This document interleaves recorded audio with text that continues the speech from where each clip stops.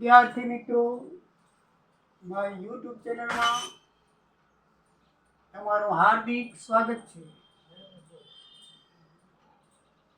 આજે આપણે ધોરણ 10 ની અંદર ગણિતમાં સ્વાધ્યાય 4.1માં દાખલા નંબર 2 નો ત્રીજો અને ચોથો બે દાખલા જોઈશું। દાખલા નંબર 3, રોહિણની માતા તેના કરતાં 26 વર્ષ મોટા છે। આજથી 3 વર્ષ પછી તેમની ઉંમર દર્શાવતી સંખ્યાઓનો ગુણાકાર 360 થશે। રોહનની હાલની ઉંમર શોધો।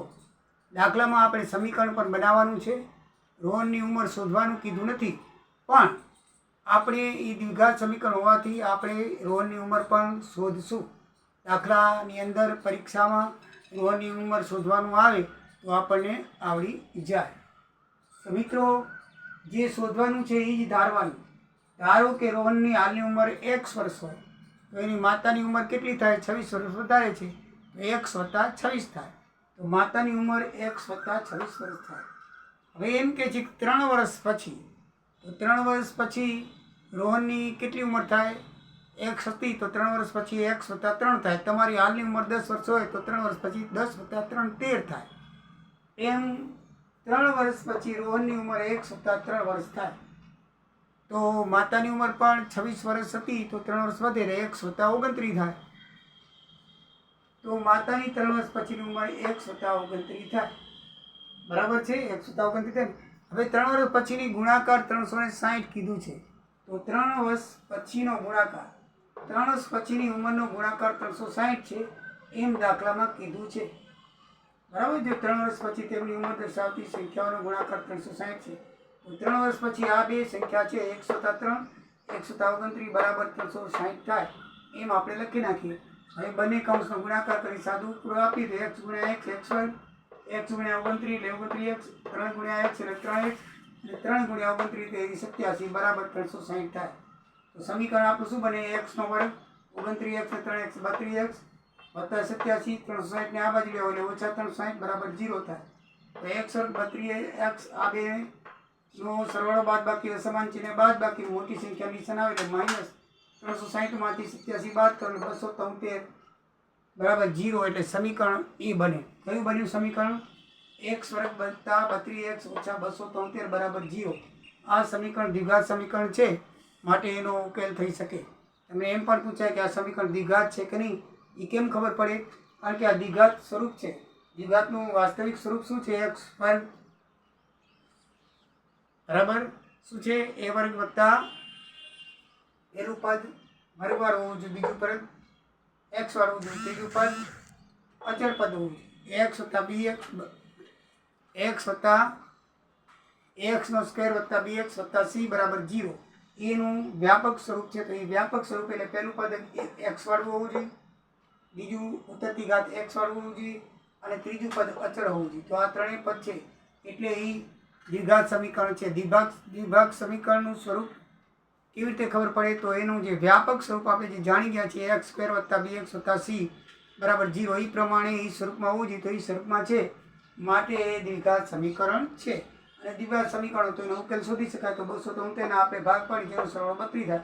3 ભાગે તો 91, 13 × 7 = 91, 7 ભાગે 13 અને 13 ભાગે 13, તો આના ભાગ પડે 13 × 39 અને 7, 39 માંથી 7 જાય તો 32, એટલે એવા ભાગલા પાડવાના કે મધ્યમ 32 જેટલો સરવાળો થાય।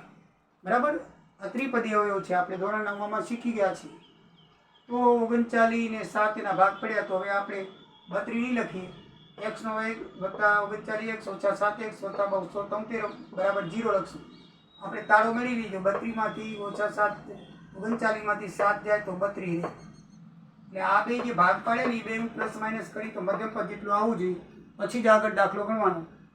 પછી આ બે પદના જોડકા બનાવવાના। શું બનાવવાના? બે પદના જોડકા।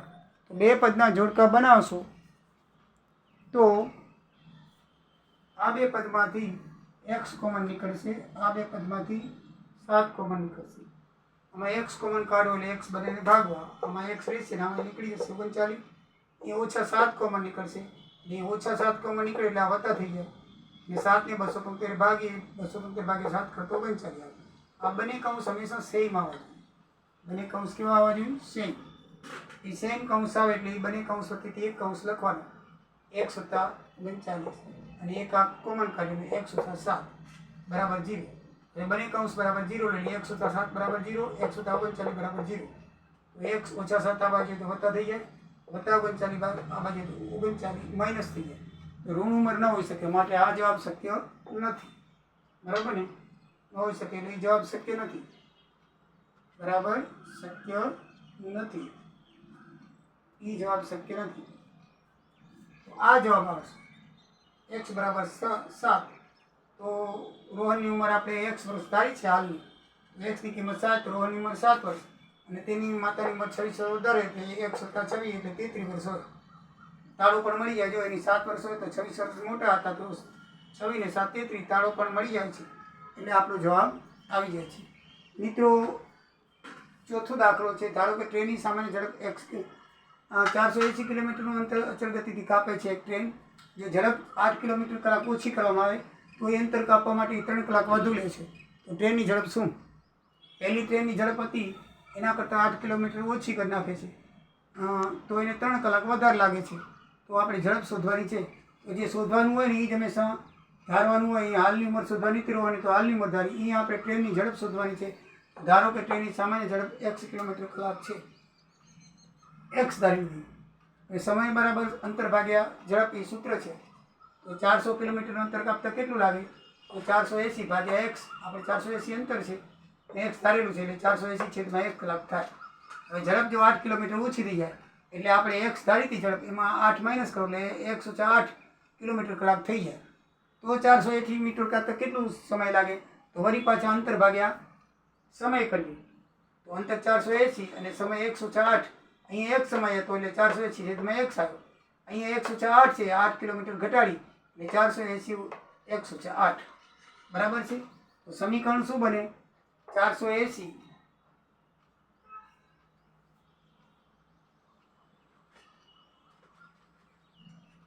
1 ઓછા 8 બરાબર 480 1 વત્તા 3. આ કઈ રીતે બને મિત્રો?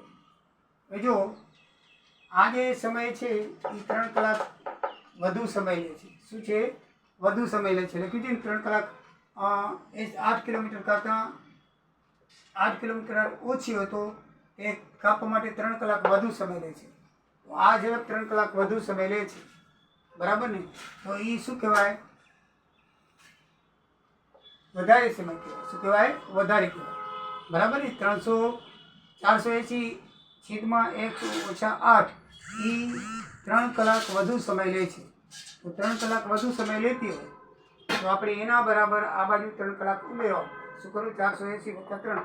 આ 3 કલાક વધુ છે આમાં, તો આમાં પણ 3 કલાક વધુ કરી નાખો. એ બંને સેમ થઈ જાય. આપણે બે સમીકરણ મેળવવા હોય તો પહેલાં જુઓ આમ કરી નાખો આ રીતે. હવે આ એ ઝડપ છે ને આ એ ઝડપ છે. આ સામાન્ય ઝડપ છે, આ સામાન્ય છે અને આ 3 કલાક વધુની સમય છે. બરાબર છે? જો આ સામાન્ય ઝડપ છે, 480 સામાન્ય ઝડપ છે અને આમાં 3 કલાક વધુ સમય આવે છે. બંને બાજુ સરખી કરવી હોય તો આમાં 3 કલાક વધુ છે તો આમાં 3 કલાક ઉમેરી દો એટલે બંને સમય થઈ ગયું ને. આ ઝડપ છે એમાં 3 કલાક વધુ લાગે છે તો આમાં 3 કલાક વધુ છે તો આમાં 3 કલાક ઉમેરો તો બંને શું થઈ જાય? ઇક્વલ થઈ જાય. બંને બાજુ શું થઈ જાય? ઇક્વલ. માટે અહીં વત્તા 3 કર્યા છે. હવે આપણે લસા કાઢીએ. x 1 ઓછા 8 એનો લસા આવે. આમાં 1 ઓછા 8 છે ખાલી x વડે ગુણા છે. 480 ગુણ્યા 1. આમાં x નીકળી જશે અને 1 ઓછા 8 480 વડે ગુણા છે. 480 1 ઓછા 8 અને 3 નીચે આ બંનેને ગુણા છે. 3 નીચે કાંઈ નથી, લસાના બંને પદ વડે ગુણા છે. 1 ગુણ્યા 3 એટલે 3x અને 1 ઓછા 8 બાજુમાં મૂકી દો. મિત્રો, લસા કાઢ્યો છે. લસા કાઢવો એટલે જે છેદમાં હોય એના વડે નહીં ગુણવાનું, બાકી વડે ગુણવાનું. આનો લસા તો આ નીકળે. લસા વડે ગુણતા લસા 1 ઓછા 8 અને x વડે ગુણતા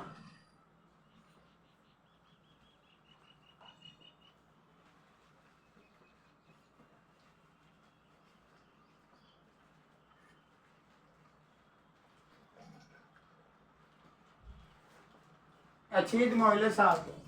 બરાબર? તો પહેલા પદમાં 1 ઓછા 8 છે તો નીકળી જશે. x વડે ગુણાય એટલે 480.